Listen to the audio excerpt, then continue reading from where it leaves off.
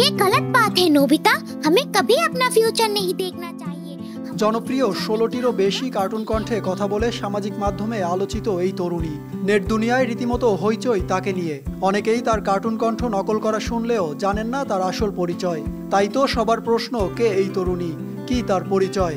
গোপাল দাদু, ভোলা ময়রার মিঠাই বিনা পয়সায় খাওয়াতে হবে। डोरेमोन मैं शिजुका से शादी करना चाहती हूँ डोरेमोन। नोबिता ये गलत बात है नोबिता।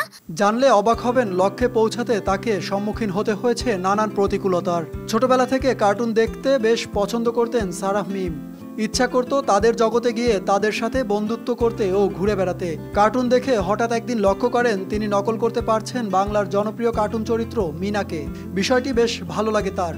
পরবর্তীতে তিনি আরও কার্টুন চরিত্রের কণ্ঠ রপ্ত করেন। আচ্ছা, আমি একদিন কি যেন গ্লাসে পানি ঢালতে ঢালতে মিনার ভয়েসে কথা বলে ফেলছিলাম হঠাৎ করে।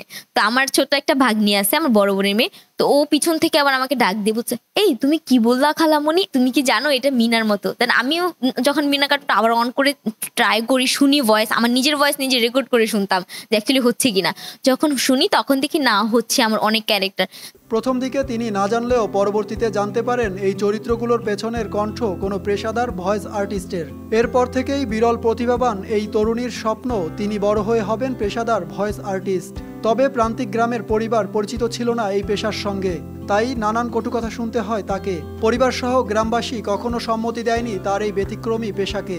তাই উচ্চ মাধ্যমিক পড়ুয়া এই তরুণী বরিশালের প্রত্যন্ত এক গ্রাম থেকে পালিয়ে এসেছিল ইট পাথরের রাজধানী শহরে। পরিবারের সাথে সম্পর্ক ভালো না থাকায় ঢাকায় তার একমাত্র ভরসা ছিল পূর্ব পরিচিত এক বান্ধবী।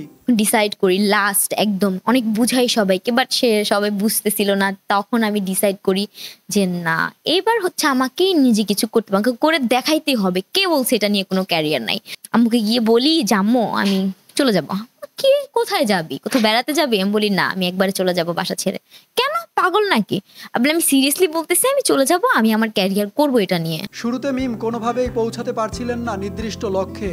একে তো হতাশা, সঙ্গে যুক্ত হয়েছিল আর্থিক সমস্যা। কি করবেন ভেবে পাচ্ছিলেন না। ঠিক এমন সময় তার পাশে দাঁড়ান তার বান্ধবী। নিজের কানের স্বর্ণের দুল বিক্রি করে তার হাতে তুলে দেন অর্থ, যোগান সাহস। এই সহযোগিতা তাকে আবার নতুন করে অনুপ্রেরণা যোগায়। পরবর্তী 6 মাসের মধ্যেই নিজেকে প্রমাণ করতে সক্ষম হন প্রতিভাবান এই তরুণী।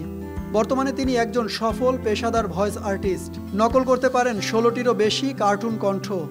এক সময় শূন্য হাতে ঢাকাতে আসলেও এখন তিনি স্বাবলম্বী। ঘরের আসবাবপত্র থেকে শুরু করে প্রয়োজনীয় সবই আছে তার। আমার ফ্রেন্ড তার রিং, কানের দুল বিক্রি করে আমাকে টাকা দেয়, তখন কারণ আমি খালি হাতে চলে আসি। ওইখান থেকে আমি স্ট্রাগল শুরু করি। তো করতে করতে করতে করতে একটা পর্যায়ে আলহামদুলিল্লাহ স্টুডিওতে কাজ করা শুরু করি, বিভিন্ন কার্টুনে ভয়েস দেওয়া শুরু করি। এখন পরিবারের সাথেও সুসম্পর্ক তার। এই নতুন পরিচয়ে খুশি পরিবার ও গ্রামবাসী। একসময় যারা এই পেশা নিয়ে হাসি তামাশা করত, এখন তারাই দেয় বাহবা।